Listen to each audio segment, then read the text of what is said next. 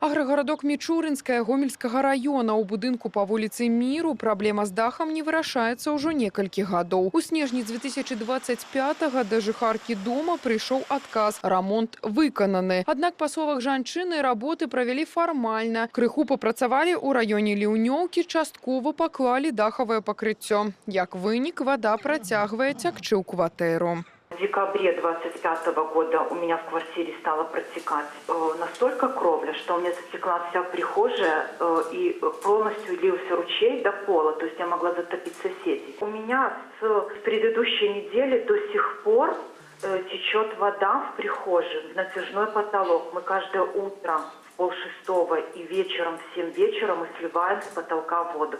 Аналагічная сітуацыя ў жыхаркі Жыткавічаў. Шматпавярхоўка па вуліцы Сацыялістычнай ператварылася ў сапраўдны вадаспад. Больш усяго не пашанцавала шматдзетнай маці з 5-го паверха. Па яе словах, пасля дажджу дзіцячы пакой запаўняецца вадой, прыходзіцца нават перастаўляць мэблю. Сказали, у них нет мастики, залепить крышу. Як азначыў Іван Крупко, за гэтыя пытанні паўнавартасна возьмуцца кампетэнтныя спецыялісты. У бліжэйшы час будаўнікі прыступяць да рамонту даху. А жыхарку Жыткавічаў губернатар запрасіў на асабісты прыём для дэталёвага разгляду. Мы посмотрим ваш дом, сейчас отправим. Посмотрим, что можно там почистить и что там ливневка забита идет. Компенсирующие материалы сейчас сделают, чтобы не было течи. И посмотрим, что там надо поправить по квартире. А дальше вот немножко пусть где-то может намерзшая крыша, где-то может быть другие моменты. И в первую очередь по вашей крыше примем решение, что по ней делать.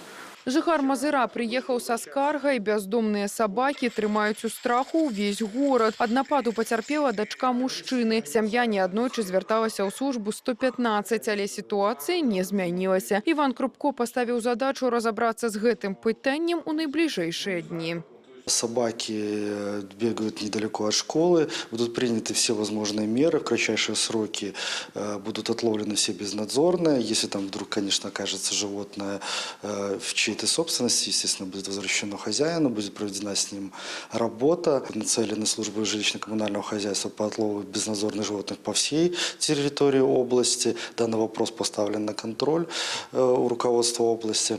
Ну и все-таки хотелось гражданам напомнить, что животные, которых мы приручили, мы должны за них следить, не отпускать от себя. Завяршыўся прыём на пазітыўнай ноце. Мазыранка падзякавала за асабістую ўвагу да развіцця Мазырскага района, а таксама прэзентавала губернатару сваю кнігу.